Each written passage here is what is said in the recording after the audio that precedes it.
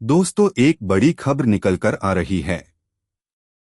Saudi अरब, जिसे अरब देशों का लीडर बताया जाता है, वह अब अमेरिका में करीब $1 ट्रिलियन का इन्वेस्टमेंट करने वाला है। पहले $600 बिलियन इन्वेस्ट करने की बात हुई थी, लेकिन अब $1 ट्रिलियन की इन्वेस्टमेंट होने वाली है। अब हम देख रहे हैं कि कैसे पिछले कुछ सालों से अमेरिका और सऊदी अरब के रिश्ते अलग हो गए थे, अब वही रिश्ते वापस ट्रैक पर आ रहे हैं। सऊदी और यूएस के बीच क्या क्या डेवलपमेंट हुई हैं, हम सारी बातें डिस्कस करेंगे। वीडियो में आगे बढ़ने से पहले आप लोगों को अगर हमारे वीडियो अच्छे लगते हैं तो वीडियो को लाइक करें, शेयर करें और सब्सक्राइब भी करें। देखिए, सऊदी अरब जितने भी अरब देश या मुस्लिम देश हैं, उन सबका लीडर कहा जाता है। क्योंकि मुस्लिम के जितने भी वर्शिप प्लेसेस हैं, जैसे मक्का और मदीना, ये सऊदी अरब में देखने को मिलते हैं। सिर्फ इतना ही नहीं, दुनिया का सबसे बड़ा ऑयल प्रोड्यूसर सऊदी अरब है। OIC, organisation of Islamic cooperation के बजट में भी ज्यादा कंट्रीब्यूट करता है। ओआईसी में पॉलिटिक्स इन्फ्लुएंस भी सऊदी का ज्यादा है। OPEC, organisation of the petroleum exporting countries का भी डिफैक्टो लीडर कहा जाता है, क्योंकि ज्यादा ऑयल सिर्फ सऊदी ही प्रोड्यूस करता है। देखिए, अमेरिका और सऊदी के बीच जो रिलेशन है, वह 1945 में शुरू हुए। उस समय सऊदी अरब में ऑयल निकलना बस शुरू ही हुआ था, लेकिन उस समय इंफ्रास्ट्रक्चर और डिफेंस भी बहुत कमजोर था। तो किंग अब्दुलअजीज को डर था कि पड़ोसी देश हमला न कर दें उस पर। तो सिक्योरिटी के लिए अमेरिका के साथ रिलेशन स्टार्ट हुआ। यहीं से शुरू हुआ यह पेट्रोलियम प्लस प्रोटेक्शन का फॉर्मूला। इजराइल का इश्यू हो या कोई और मुद्दा, लेकिन अमेरिका और सऊदी के रिश्ते कभी खराब नहीं हुए। 2001 ट्विन टावर अटैक के बाद रिश्ते कुछ सही नहीं चले।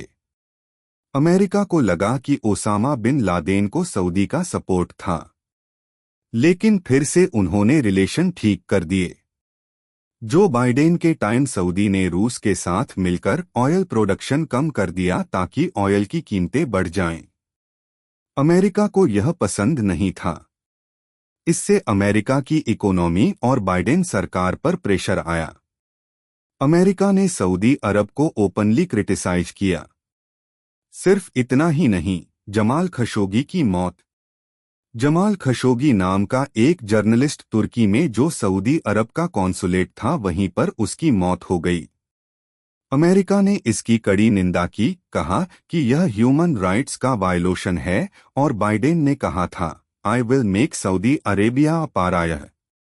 उसके बाद अमेरिका ईरान के साथ न्यूक्लियर डील रिवाइव करना चाहता था और सऊदी यमन के हौथी रिबेल्स के खिलाफ अटैक करना चाहता था, लेकिन अमेरिका ने रोक दिया, कहा कि लोगों पर हमला मत करो। इस तरह अमेरिका और सऊदी के रिश्तों में दरार आ गई। अब अमेरिका और सऊदी के रिश्ते ठीक हो रहे हैं। ट्रंप एक अच्छे बिजनेसमैन हैं, ये उन्होंने साबित कर दिया है। देखो, F-35 फाइटर जेट जो 5th जनरेशन स्टेल्थ जेट है, वह सऊदी को बेचेंगे, लेकिन किसी भी तरह की टेक्नोलॉजी शेयर नहीं करेंगे। F-35 बहुत ही महंगा है, और हमने देखा कि कैसे 2 बार इंडिया के मालाबार एक्सरसाइज में और जापान के पास टेक्निकल इश्यूज दिखे। लेकिन इसमें एक बड़ी बात यह है कि इसका रिमोट कंट्रोल अमेरिका के पास ही होगा। सऊदी इसे किस पर हमला करेगा और किस पर नहीं, यह सब अमेरिका तय करेगा।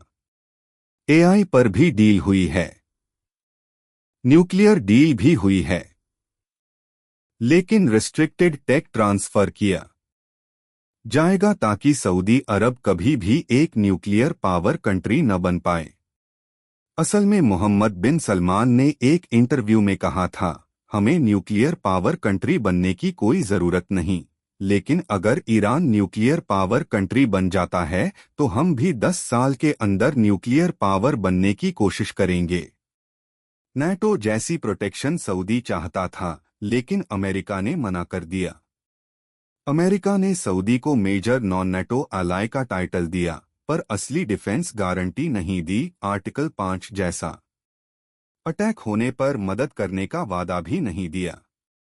गाजा पीस प्लान मिलकर करेंगे, लेकिन अगर इजराइल सऊदी पर हमला कर देगा तो अमेरिका कुछ नहीं कहेगा।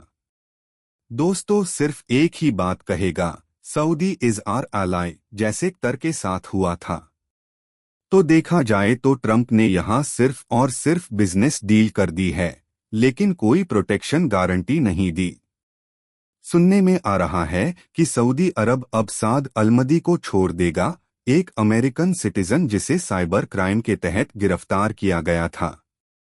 एक और बात थी, जब जर्नलिस्ट ने पूछा कि जमाल की मौत में मोहम्मद सलमान का हाथ था, तब ट्रंप ने कह दिया कि नहीं, सलमान को इसके बारे में पता भी नहीं था, मतलब वह उन्हें प्रोटेक्ट कर रहे थे।